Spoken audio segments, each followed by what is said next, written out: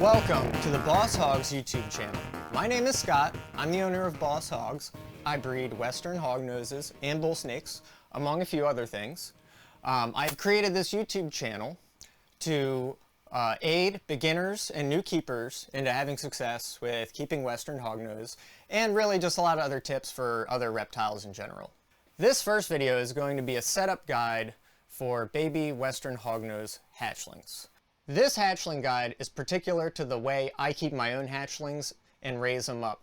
I suggest copying what I do as much as possible because you're going to be introducing less variables that your snake has to get used to settle in. It's already sat on a table at a reptile expo, or it's been on a plane to get to you. It's already experienced some stress, and it's going to be set up in a totally new environment. Now, I've noticed that every customer that's having trouble getting their hognose to settle in and eat is keeping it in an aquarium. I used to recommend like a 5 or 10 gallon aquarium, but I don't even recommend that anymore. I honestly think that keeping it in a snake rack or even just a tub is going to be better for your snake. It's going to feel more secure and it's going to be more willing to eat. The issues with aquariums are that they are visible on all sides. It's crystal clear glass, they have a very tall ceiling, and baby snakes are essentially agoraphobic. Baby reptiles, a lot of baby animals, they know their food for everything. And snakes are the most vulnerable when they are eating. The time when they're most likely to get scooped up by a predator is when they're, busy eating some large meal. They don't have hands or arms to defend themselves. So they need to feel secure in their environment before, they go ahead and eat. A lot of that is helped when you keep them in tubs or rack systems. They love to be nestled in to tight little spaces. They like small hides, cramped areas. Snakes don't have arms and legs. Like if I stub my toe, I can, touch my toe and inspect and be like, okay, my toe's all right. But if I'm a snake, like I could have something chowing down on my tail all the way back there, and I don't even know what's going on. But if I cram myself into these, 2 little rocks, get my whole body fit in there, then, I feel nice and safe. And I don't, I can tell if something is clawing at me or trying to eat me because I'm using the surface of the things I'm cramming myself into to be able to, take stock of what my, the safety of my body. So for that reason, you want to have a lot of hides and kind of really just confined spaces for these snakes. They love being confined. They do better in small enclosures. The tubs that I set them up are actually in snake racks. There are these shelves right here that just have a lot of like shoebox size tubs, or pencil case size tubs. Here's an example of one right here. The snake is roughly the size of this tube. It's plenty of room for it to move around. So you got a little water bowl. I'm a big fan of these PVC tubes. This is a 3/4 inch PVC tube, cut it in a length that's, short enough that you can actually clean the inside of it. If you cut it a foot long, you'll never be able to wash it if the snake poops in it. I'm a big fan of these little hides. These are the mini hides that I think are from Reptile Basics. This tub and rack are from Reptile Basics. This is pretty much the smallest tub for a rack system you can buy for a snake, aside from these pencil cases that are about half the width. Something that's also very popular is the 6-quart shoebox. Here's a 6-quart shoebox here. It's almost the same, surface area. It's just a little taller. What you get out of this, compared to an aquarium, is you get a much lower headroom. That's mainly one of the issues. When a snake's in an aquarium, a hatchling hognose, it's got all these clear glass sides. It can see, everything in a 360-degree view. It's very, it can be very stressful if you're a hatchling snake and your main concern is not getting eaten. A lot of these times people have to cover the sides of the aquarium, and even with that, they still have all this extra headroom till you get to the lid.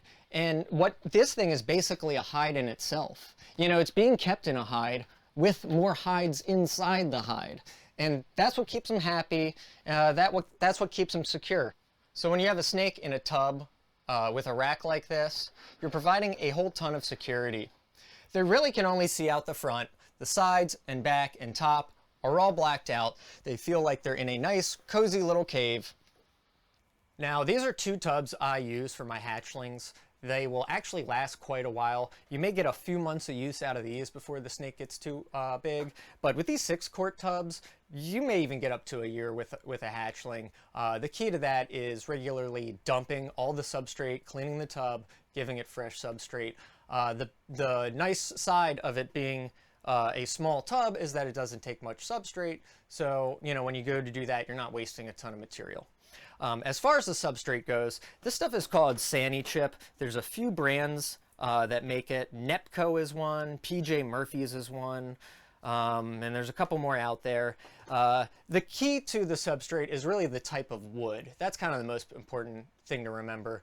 A lot of these are shredded or chipped aspen.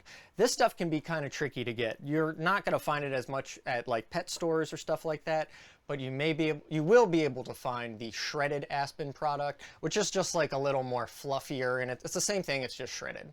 Now, I think pine might be able to work, but it's not, I don't really, I don't know, I don't buy it or use it, so I don't remember. One thing you definitely don't want to use is cedar. Cedar has a lot of toxic oils in it. It's actually very toxic to reptiles, and it can even be toxic to mammals and humans. I mean, if you locked yourself in a room with cedar chips and cedar oil, you'd start getting respiratory issues. So that's one thing you never want to do. But it's pretty easy, it's pretty standard. It's chipped or shredded aspen. You can use stuff like Coco Core, Eco Earth, Repti Soil, which are all basically the same product. That's going to provide some humidity, but it's just kind of like less nice to use because it can make your snake look dirty, and it's very dusty when it dries out and can kind of be like a pain to maintain, but it's up to you. In addition to this basic setup, or if you have a tub that's larger or you're trying to get an aquarium to work, there are a few other things you can do just to like clutter it up or make the area, the setup more secure for the snake. You can have all this basic stuff. You can have your hides, you can have your tubes, but you can even buy a hide that's larger than this hide and put it over that. So it's almost like kind of a little nested maze thing. Just conceptually, there's some really basic things you can do that would add a little more benefit than you think they might be doing. Even if you just took a paper towel and laid it over this substrate and put the stuff over it, that's another thing for the snake to crawl under. You can fold a piece, do some origami, take some craft paper and roll it into like a little cone or something. There are a lot of things that, they get stimulated by exploring. It's a form of enrichment. Another thing I can't recommend enough are what I call humid hides, which is just some form of Ziploc container or deli cup that has moistened coco core in it with a hole in the top. Now, these aren't going to fit in these little hatchling tubs, but when your snake gets a little bigger, it's easier to fit one of these in. These accomplish a lot of things. For starters, you really never have to worry about the humidity levels in your setup, because if the snake needs humidity, if it's too dry in this substrate, it'll just go and hang out in here. That'll help with shedding, that'll help with keeping it hydrated.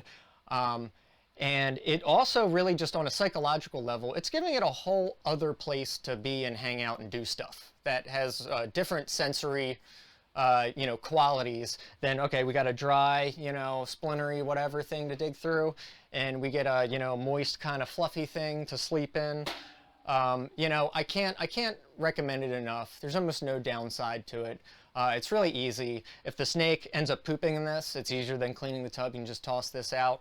I recommend using coco core. You can use like sphagnum moss and stuff, but they lose the ability to do the digging, which is the thing they actually like doing. So one interesting thing about coco core is that it's naturally antimicrobial, which is kind of nice. It's a byproduct of coconut shells that are ground up. Until the snake poops in it or you get some other contaminant in it, it's not going to mold or go bad. So you can actually keep this in here for quite a while. You can just kind of rehydrate it until the snake decides to finally poop in it or spills it everywhere or whatever. Okay, now I'm going to talk about the temperatures I keep these snakes at. I like to keep a nice warm ambient temperature that's a constant 78 degrees in the room.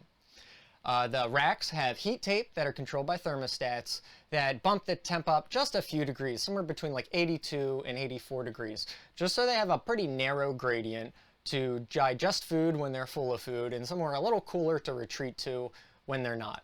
It's really important that they have a constant warm ambient temperature because a lot of these snakes I sell during the fall or winter, and a lot of snakes take cues from nature to hibernate. And there's a lot of reasons why they're not going to want to eat in winter, because they need heat to digest their food. If a snake eats a mouse and then the temperature drops 30 degrees at night, that snake could actually die because the food rots in their stomach, or they regurgitate it. So the reason your snake might not be eating is actually because of its survival instincts. And again, like it feeling secure, you want it to feel convinced that it's in a stable environment where the temperature is not going to wildly fluctuate. An example of a bad place to keep one is like in your bedroom by a window. It might seem like it's kind of warm during the day, but it drops 15 degrees at night, and you're wondering why this snake all of a sudden stopped eating, that was eating all summer, and now it's not eating. It's because the temps dropped, winter's coming, and the snakes know it. I even have snakes in this room right now that aren't eating, that are kept at a constant temperature, but they have sensory abilities that we haven't studied or can't measure, that, they know it's winter outside. Maybe it's barometric pressure that they sense, but there's other things we can't control that they're still getting these cues that it's winter. Some people say keeping these guys at higher temperatures is, how you should keep them, like with a hot spot with the 90s. But I personally haven't had success with that. I try to keep them as cool as I can with them still functioning properly. So, mid 80s at the warmest, and I have, plenty of success with that. So now that you know not to keep your hatchling hognose in an aquarium, I'm going to show you some options for racks. Now, I use these very small pencil case tubs in these hatchling racks that come from Reptile Basics. A lot of these are meant for breeders and people that have a lot of snakes. So unfortunately, there's no one of these that just holds one snake. This rack actually holds 30 hatchlings. The closest thing you can get to a commercially available rack that's small for 1 or 2 hognose snakes is this thing right here. This is a 2-level rack from Reptile Basics. It's probably the most practical thing you're going to find, short of building your own little, 1-tub cubby. It's like $150 or something with tubs. What's nice about it is you get these different sizes, so you can set them up in the smaller one. When it grows out, you can actually keep an adult in the same rack, but a larger size tub. Now, if you're a little crafty and you can build some stuff or get some friends, have friends that can build stuff, you can just do what I did. I made this as just 1-level rack. This is also another type of tub they sell. So I actually sell 3 different size tubs, so you can just like upgrade it and keep the same shelving thing. These are pretty good because this still you get the low headroom. It's pretty narrow, which is nice, and you get all this length. And in here you get, a couple hides, the PVC tube, the, water dish and everything. These work very well. They're spaced to grow. Even if you only buy 1 snake and you get this one that's 2 levels, you just have a spare level to like swap it to so you can clean the other one. It's just nice to have an extra space like that. You can even use it for storage or something. Now, another thing about these racks that is important in the way they function is that there's actually heat tape in the back of this, routed into the side. You can see there's a channel routed in the back that this stuff called heat tape is run through. So now I'm going to go over the basics of thermometers and thermostats. First of all, they are 2 completely different things. You'd be surprised how many people can't wrap their heads around that. A thermometer measures temperature. They look similar. It's got a probe. You can, this ranging from anything from something like this to that $6 thermometer that you get at PetSmart, that, the little dial with the glue that you stick on the back. It's just telling you the ambient temperature of where that's set up. It does nothing to control the temperature of the heat tape. If you just plug this heat tape in, it will just heat up until it melts and blows a circuit or starts a fire. The whole reason you use a thermostat is so that doesn't happen. Now this is a thermostat. The difference between a thermostat and a thermometer is that a thermostat uses a probe to test the temperature that the heating element is giving off. And it dictates and controls the temperature that the heat element is making. So if you just want your heat tape to be 85 degrees, you set your thermostat to 85 degrees and you tape the probe to the heat tape. So the probe gets a signal when it's 85 or 86 degrees, when it hits its goal and it's too hot, the power turns off. And then it drops a degree or two till it's triggered again, and then it brings it back up. There are a lot of different thermostats out there. This is an Inkbird one. This, it's kind of goofy. It just plugs straight into a wall, but you can do an extension cord into it if it's not in an accessible area. There are other Reptile brand ones. So you can buy one that's 20 bucks. You can buy one that's $150. Some of these higher end ones have really high quality electronics. They have replaceable fuses and replaceable probes and parts, and they really will last a long time. Inkbird is a good consumer level brand. I've never had an issue with these. Some of the other brands are like Jumpstart. A lot of them are meant for grow rooms, like for heat mats, for germinating seeds and stuff. Those are some of the more, you know, off-label uses for those. All right, now I'm going to show you how to set up a thermostat on heat tape in a small snake rack. What I have here is just kind of a mock-up of a scrap piece of heat tape to show you what it looks like on the inside. The heat tape is actually sitting in a channel on in this rack in the back, and it works by, you know, raises the temperature a little bit. We talked before how it's like, you know, you want like 78 degrees in your room, and you want like somewhere between 82 and 85 here. And the way it works, so when you slide your tub into your rack, it sits on just this little, you know, about a quarter of the length of the tub. This is a pretty good ratio that you want. If you have tape covering the entire thing and you have an issue when it's too hot, the snake won't have anywhere to retreat to. So you want to design or set things up in a way that almost, you know, gives you a little wiggle room if you have issues. That, you know, that way you just end up being more successful. So to simulate the heat tape inside the rack, we have it here on top. It's a couple components. You have the tape itself, and that just has a plug on it right here. And that goes directly into the thermostat. You don't plug it straight into the wall. You plug it into the thermostat, which then has plugs on it.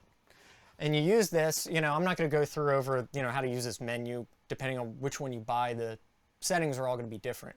But you set some settings like what temperature you want and maybe a certain amount of degree variance. So you got that set up. You have a probe that plugs into the thermostat. Sometimes they're hardwired, just depending on the brand you get. So I have that trailing all the way up here. It's laying over a few lines of this heat strip. The heat tape, every line is a little bar of heat. You want this probe to kind of get an average of, you know, laying across a little bit of them. One very important thing you want to do is you want to use electrical tape to attach it. You don't want to use foil tape or duct tape or anything like that. Electrical tape is non-conductive and it won't suffocate the probe and trap heat in, which will help you get an accurate reading. As you can see here, I've just made a little box around the probe. I've put a strip of tape over the tip, strip of tape over the back where it attaches to the wire, and just a couple across. This is so when you start, you know, running a tub over it over and over again, you're not dislodging it, because if you dislodge it, you know, I can't even get off right now, but if it gets dislodged, that thermostat will say it's not 85 degrees, and it'll just keep raising the temp. And it'll just keep raising the temp. It'll go up to 150 degrees. And because this probe is away from the heating source, it's not doing its job by measuring the actual temperature. This happens to people all the time. So it's really important just to set it up right and check it occasionally. So you may have noticed that I taped this probe for the thermostat directly to the heat tape. I didn't put it in the tub. I didn't glue it to the tub or affix it on the inside. A lot of people think you might want the probe in here, so, you know, you're getting a more accurate reading. But the fact is, the snake's going to move that around. It's going to dislodge it. It's going to create a lot more of the problems that I described earlier, where this gets pulled away from the heat source, and it's not able to properly regulate it. So you never want to put the probe in the tub. You always want to tape it to the heat tape, and you want to tape it in a way that your tub can slide out and it's not, you know, getting dislodged. Something you do want to put into the tub that's a probe is the thermometer.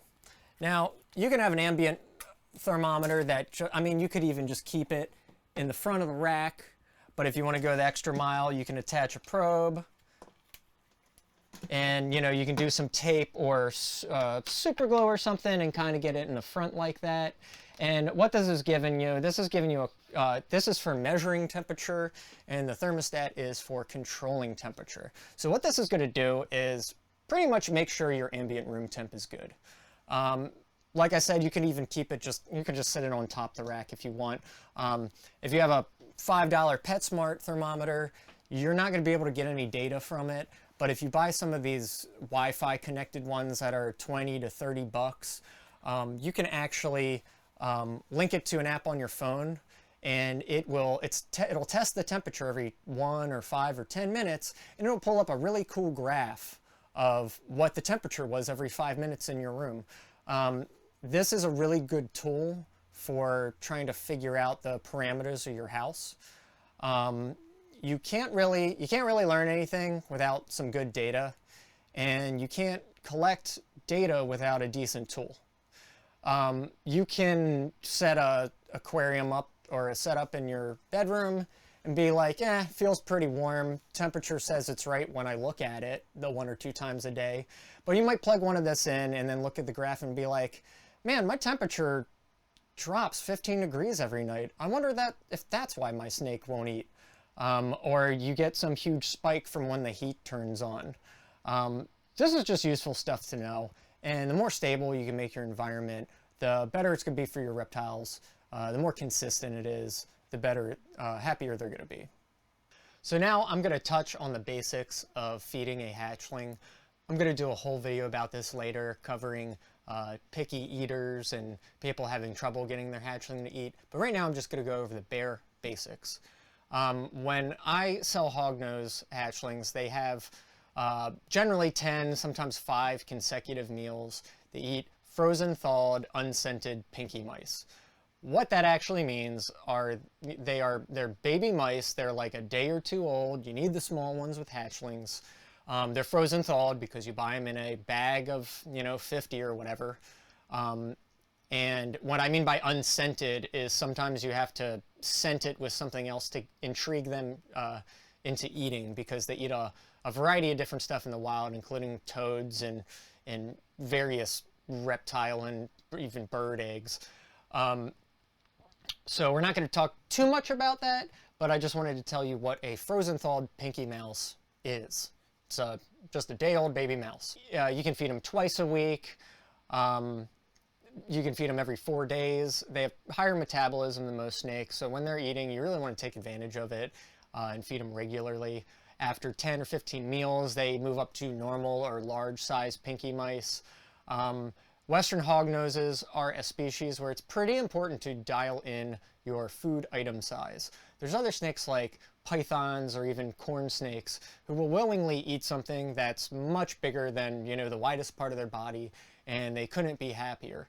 But, these snakes are kind of goofy, and they're little, sausages, and they don't seem to be the most adept at, doing a lot of stuff, especially taking down prey. And you want to feed them something that, just barely leaves a lump in the middle, or is, as big as, the fattest part of their body. You'll move up to, over months, you'll move up to fuzzy mice, which is where they're starting to grow hair. Then from there you go to hopper mice. They call them hoppers because they start hopping around the tub and they're starting to be weaned from the mother. And snakes about a year old will probably be eating hopper mice. And then when you have adults, adult females mainly, they're going to eat a couple small adult mice, or maybe even a few if they're breeding. So those are all the types of mice. These guys basically eat the smallest ones possible. I really like to thaw them out in hot water.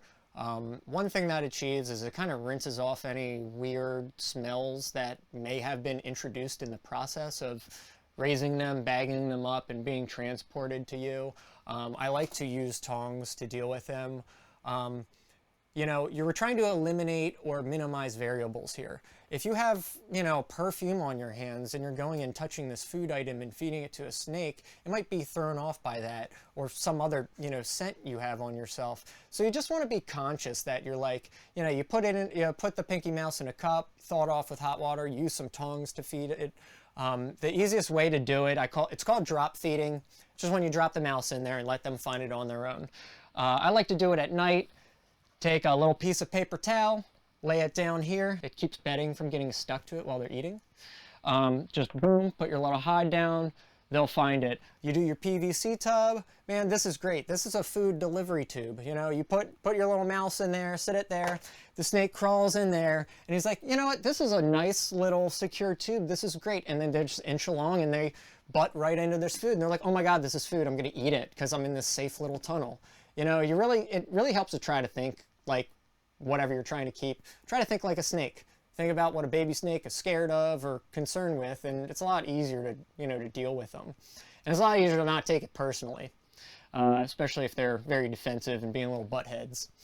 So that's drop feeding. You do tongue feeding.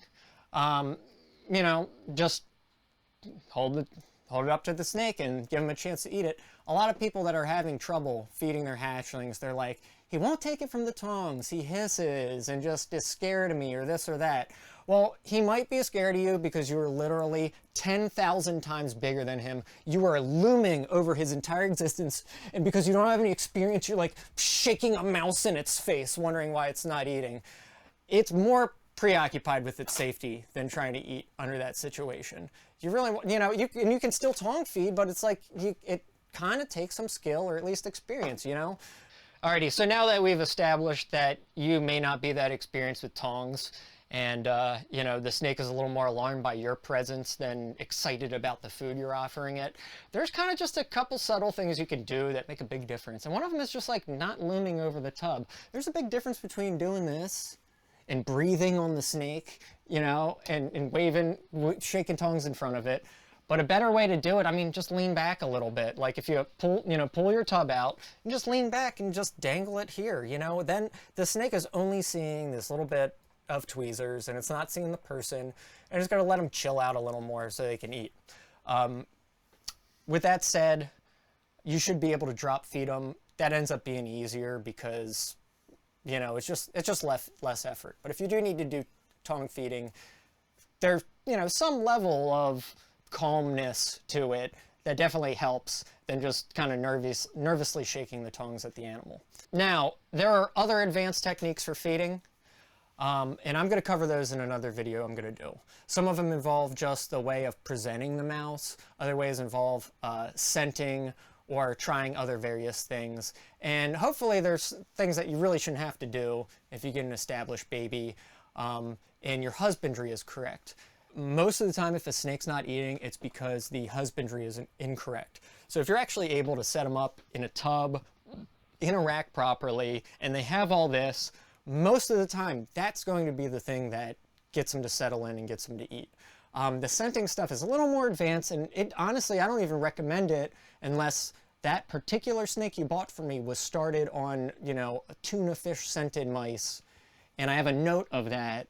And I tell you that if you're having trouble, as a last ditch effort, you can try the thing that was successful for me. If you're just scenting stuff willy-nilly or trying all these different things, you're just introducing new variables instead of trying what previously worked. Okay, so to conclude everything, we have gone over why you shouldn't keep them in an aquarium, the types of tubs and racks that work for keeping them, where you might find one of these racks for just 1 or 2 snakes as opposed to 10 or 20 or 30, how to set up a thermostat, how to set up the thermometer, basics on how to feed. If this seems like a little much for your first pet snake, it's because it is.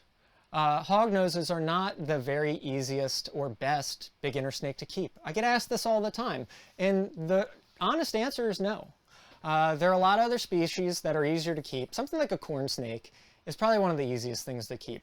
They're faster, they're a little more squirrely, but you can throw that sucker in any size aquarium with some bedding, couple hides.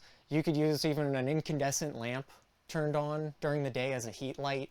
They are so, you know, while it's good to take proper care of them, they're so less specific than these types of animals. And what you get out of starting with a normal or a easier beginner species is you get a little bit experience. A lot of people that have never kept a snake or a reptile, they don't even really know what a snake is.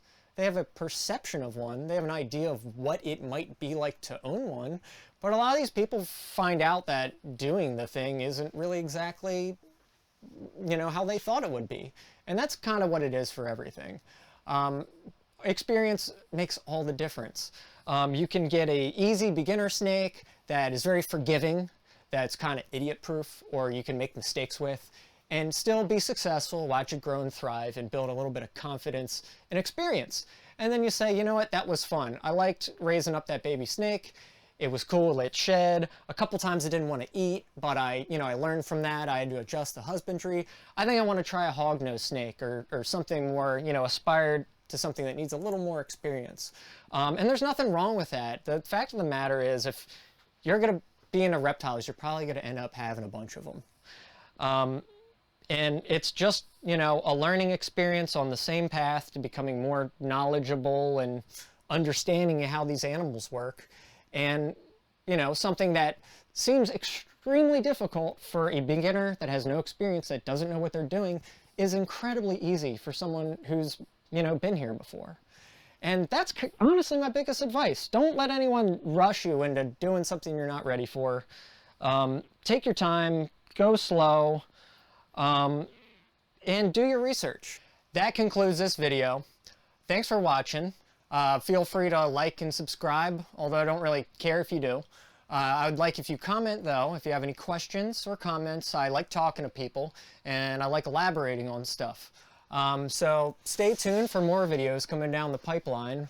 That is it for now, though.